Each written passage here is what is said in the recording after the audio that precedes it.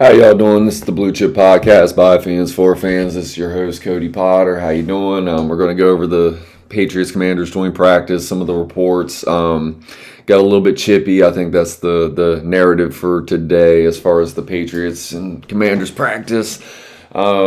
Again, I think the biggest thing is we're going to see on Friday what some real football. We're going to see some preseason football. We're kind of getting repetitive on this and reporting. It does. I mean, it's repetitive. I mean, it's training camp, it's practice. It's schematical things the coaches are trying to put in. It's what is the media seeing compared to what are they doing behind the scenes when the media is not there. How are the practices going there?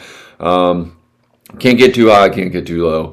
I think that's the biggest thing. I think the one thing that keeps me going forward is football is back. So I'm going to keep reporting it because that's what I love to do. Let's start with the highlight, I guess, of today is Laramie Tunsil. You make a trade, you give up a ton of draft capital for a top three, what I would consider top three offensive tackle in the league. You hear about this guy blocking guys into the stands and just, completely taking guys off level. Nobody getting any kind of movement in the run game, any kind of pressure in the pass game. That's what you want to see, man. Jaden Daniels looking surgical. That's another topic we're going to get there. For everything that everybody said last year about Marshawn Latimer, man, not being healthy and not being explosive, there's a different dynamic that we're seeing in camp.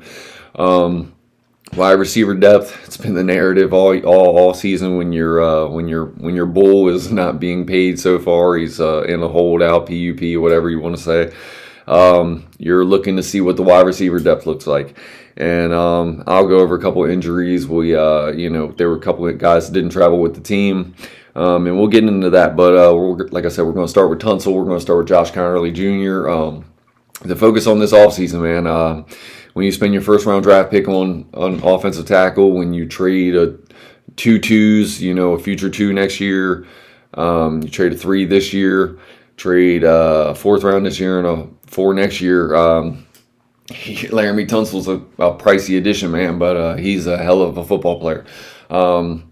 What is he? 6'6", 6'7", 360 pounds. That's a big man, dude. And he's rocked up. So I mean, he's your prized addition, man. When you think about this offseason, man. As far as veteran, he's the best player that we added all around overall. And you put him on Jaden Daniels' blind side, man, you're looking to lock down that position. You're going to have guys like Micah Parsons rushing from that position, Abdul Carter from the Giants, the new offseason addition there. The Giants have Brian Burns. The Eagles have a million people. The Eagles are known for depth, man, so you got to protect your quarterback, man. You want to be more physical in the run game. Laramie Tunsil gives you that. Josh Connerly Jr. So, again, the tackles, man, the offensive line, improving the edges on the offensive line. Getting bigger, getting stronger, getting more athletic, man. That was a key to this offseason, man. And from everything that I hear from the practice reports is both of them guys look good. This is what you want to see when you start going up against guys that are on your own defense, man. When you're practicing against your own team, you're going to see certain things. You're not going to see guys chipping. You're not going to see guys going down low. Go against another team, well, you're going to start seeing the things you're going to start seeing in real games. So it was nice to hear about, the focus of the offseason looking good in the first practice, man. That's what you want to see.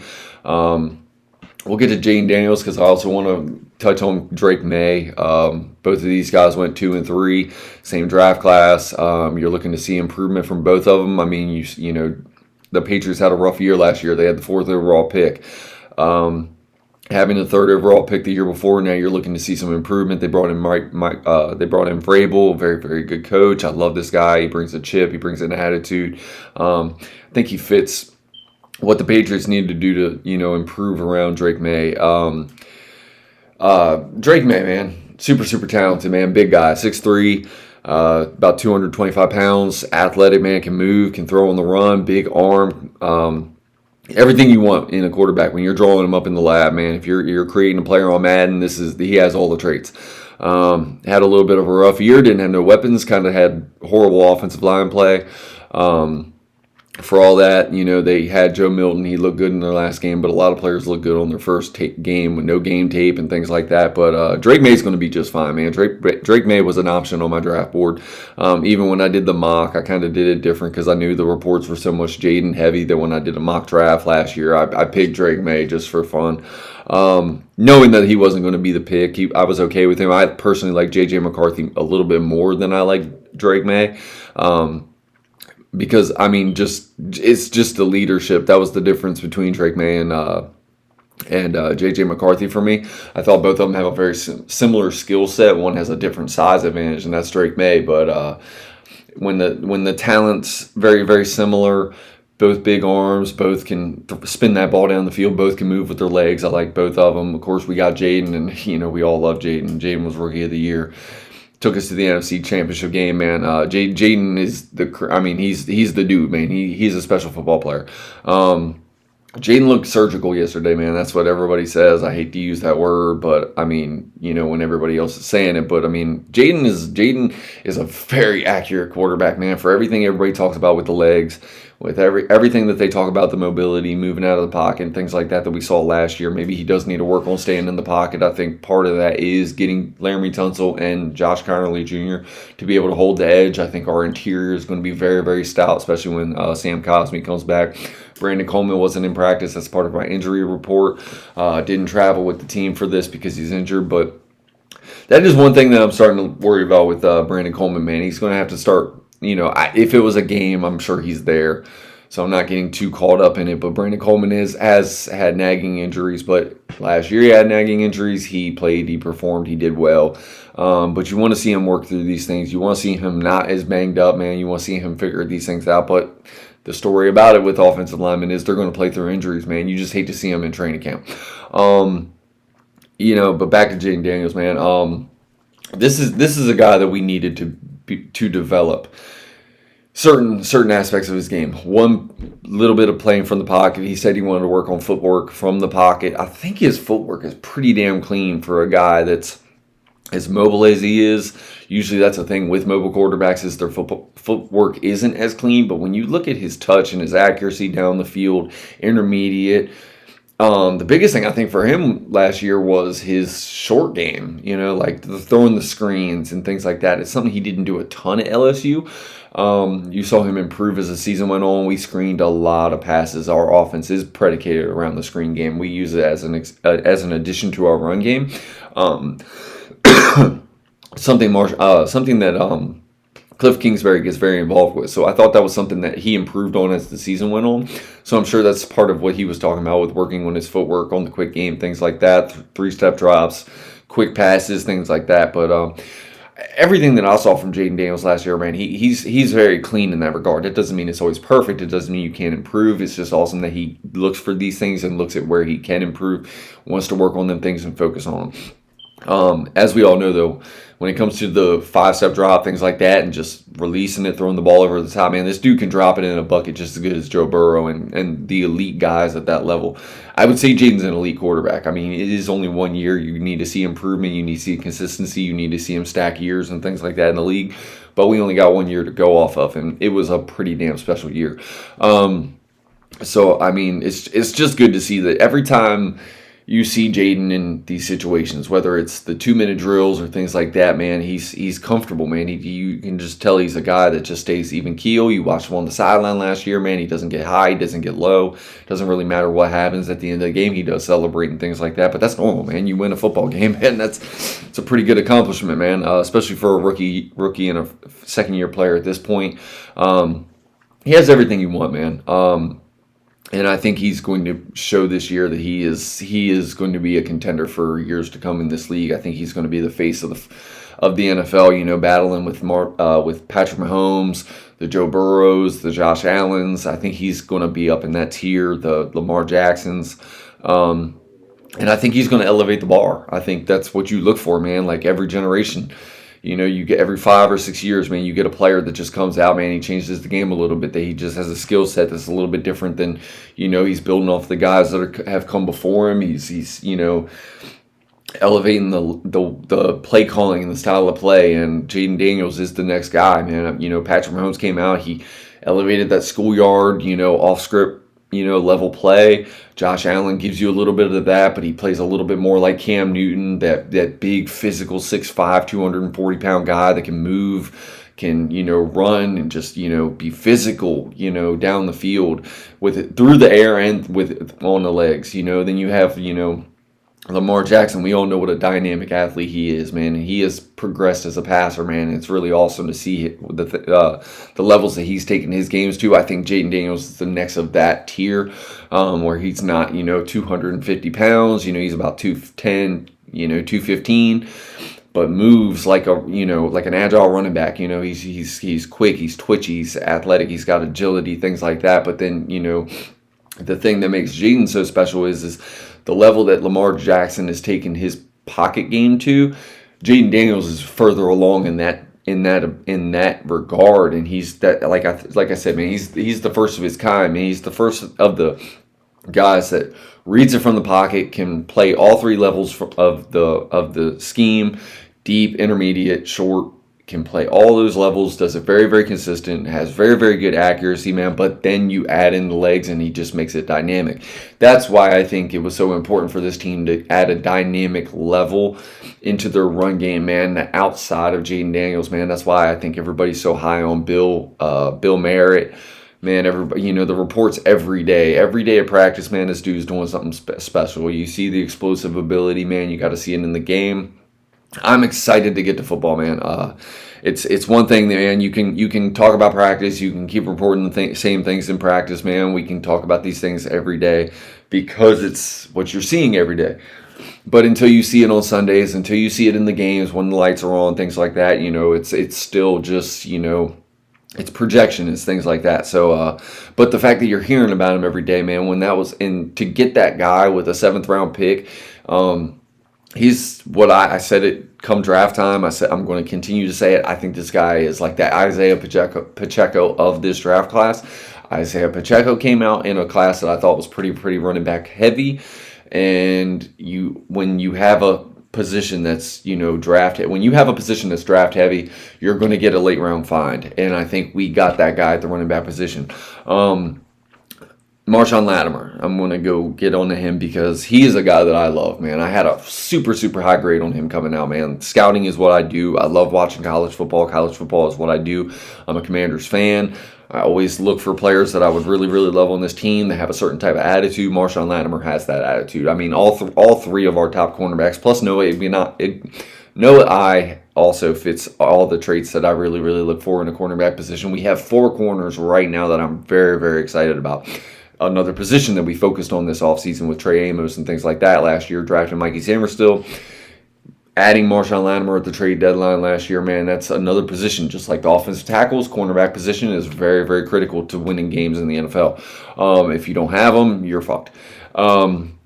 So again, it's just, Marshawn Latimer bringing that attitude, man. There was a little bit of a fight, a little bit of a skirmish. Apparently Mike Vrabel was up in there, man. He's a dog-ass coach. I love Mike Vrabel. Very excited to see what he gets out of this Patriots team this year, man. Just as a fan of Mike Vrabel, I think they got their guy. I think they got the right guy in the coaching hire, man. Honestly, we got Dan Quinn. He's always been one of my favorite coaches in the entire NFL. Behind him is probably Mike Vrabel on that list. I value defensive coaches. I like defensive coaches. I'm a defensive guy. I like to see dog-ass defenses, man. I know this is an era of offensive football, man, but when you have a dog-ass defense, man, you have a chance at competing in January, in February, because your defenses have to step up. You're going to play the best of the best offenses when you come to the playoffs, man. Like, you're going to play against the Joe Burrows. You're going to play against the Justin Herberts. You're going to play against the Jalen Hurts, the Dak Prescotts, the guys that are there consistently in the top 10, year in and year out. That's the offenses that you're going against in the playoffs. You don't have to, great defenses are far and few between anymore in the NFL when it comes, you're not going to see the 85 Bears the way that the rules are and things like that. But you got to have a top tier defense that can match against these offense and get off the damn field when it matters the most. And that's why I love having Dan Quinn here. I love having Joe Witt. Having Cliff Kingsbury is a luxury, man. The fact that he stayed, I'm very thankful he stayed for Jaden Daniels and his development. And just, the narrative of this offseason, man, is, building around what this team has, man. Everybody wants Terry McLaurin here. He's going to be here. But the wide receiver depth, man, is something that you're looking to elevate. What do you have if you don't have this guy on the field? I'm gonna kind of just. I don't have many clips for you guys today, man. It's very, very limited as far as what we have out here from practice, man. I was going to show you guys a clip of Deebo Samuel, but I actually don't have it pulled up. I'm not even going to pull it up. I don't have time. And then to be able to talk and do all that shit. But Deebo Samuel made a really, really good catch in the end zone from Jaden Daniels. Made it over top of the defender. The defender was reaching up. Deebo kind of pulled the ball into his helmet. Man, got 4 feet in bounds and, awesome touchdown. So, Deebo Samuel is going to be a really, really good player. When you get Terry McLaurin back, he just adds a dynamic, man. So, you talk about all the reports coming out of camp, we're missing Terry, we're missing Terry. But when you add in Terry, this offense is going to elevate. And it's going to elevate because of all these reps with all these other receivers. Ja'Cory Brooks, undrafted player out of Louisville.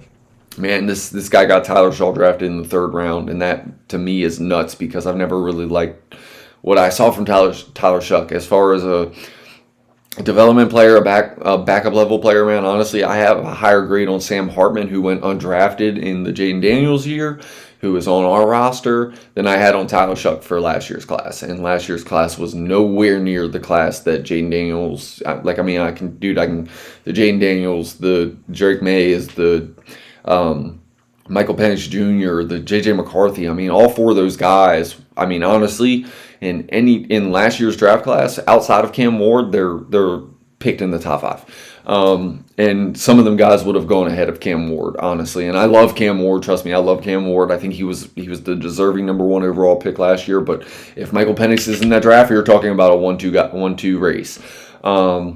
If J.J. McCarthy is in last year's draft, you're talking about a 1-2 race. If Drake May is in that class, you're talking about a 1-2 race. Jaden Daniels, obviously, I'd pick him first overall. I would have picked Jaden Daniels first overall over Caleb Williams all day, any day. I really wasn't as high on Caleb Williams. There were a lot of things systematically I really was worried about with him.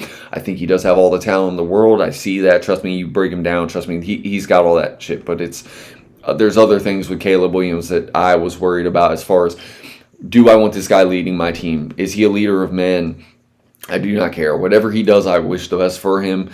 I see the talent. It's there. If he becomes a face of the franchise, top 5 player in this league, I will not be surprised. He just wasn't the guy that I wanted for this team. And it's like I said, it's not a knock on him. It was just such a quarterback-loaded class that I just didn't have the grades on him that other people seem to have. But, again, Marshawn Lattimore, the wide receiver depth for this team, I really, really like what I'm seeing from these guys. A bunch of skirmishes and things like that in practice. Marshawn Lattimore was very, very physical with the wide receiver and ended up getting kind of whatever.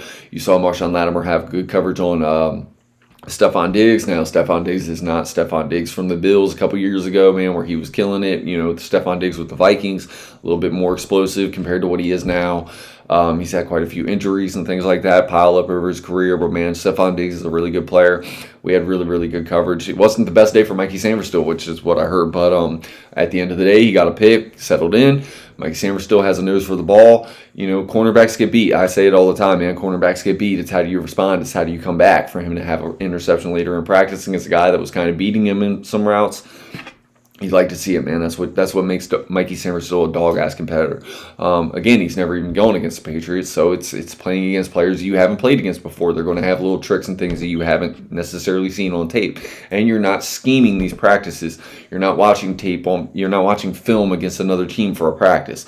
You're not watching things on film for a preseason game. So you're going to get kind of beat. You're going to be trying new things. You're going to be trying new techniques. That's the whole point of training camp and all these practices. So you can't get too high. You can't get too low.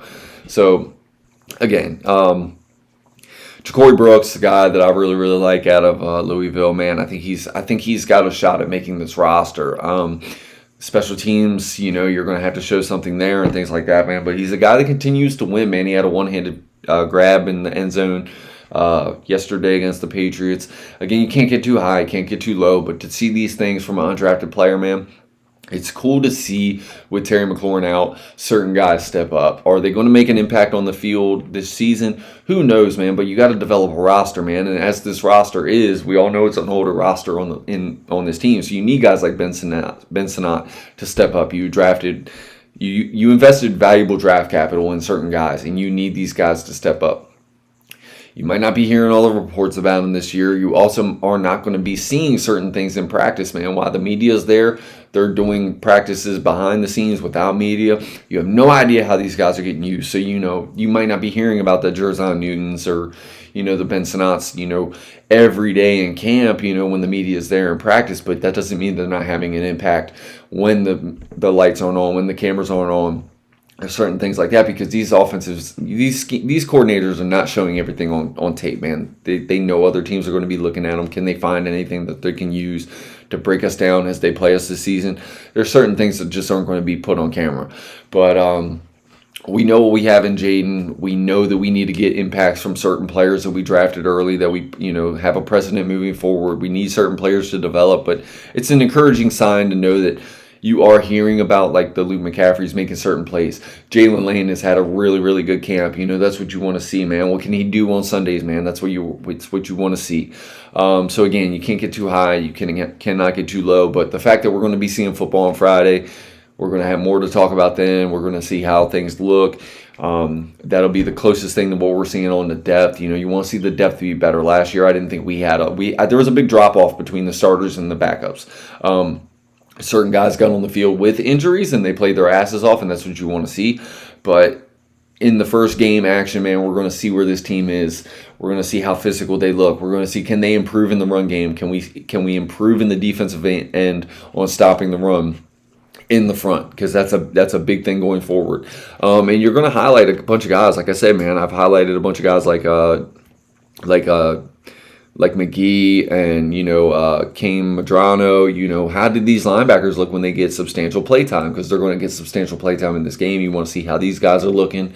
Do they look like they belong? Are they going to be able to elevate their play on the field? Because, dude, some guys don't practice well, man. Some guys just play better when it's between the lines with the whistles, with the refs. And some guys put them pads on, man. They just look like completely different players. That's why you can't get too high and too low with these guys on training camp and the reports that are coming out, man. So this Friday is going to be a good test, man. I'm very, very excited. Football's back. College football is right around the corner, man. So I'm going to be able to have, a little bit more of what I do as far as college game day breakdowns and things like that. I'm going to be doing a lot of pods about that aren't going to be Commanders based. They're going to be based on, my scouting thing and the things that I like to do. My scouting reports, man, taking notes and things like that, watching games on Saturday, watching college football on Sunday before the NFL plays. It's a busy time of the year for me. So, just like I said, man, I'm very excited to see what happens with this team. Very, very excited to see this college football season break down, man. Get this draft board set for next year. Give you guys some sleeper picks, man. See guys that I'm a lot higher on compared to consensus around websites and things like that I'm looking around, see what the league feels about them. It's an exciting time of year, man. It's football season, man. We all get hyped for it. We're ready to go, but. Again, I thank you guys for checking out the Commanders Patriots practice report pod. Again, we're just itching for football. I know this gets repetitive. It's this time of year, man. It's the stories. It's the guys flashing in camp in shorts. But come Friday, tomorrow we're gonna get to see some guys in pads. We're gonna get to see some hitting, and I'm just excited for that, man. So again, thank you guys for checking out the Blue Chip Podcast. This is Cody Potter, man. Have a blessed day, and can't wait for the whistles to get going on Friday. Peace.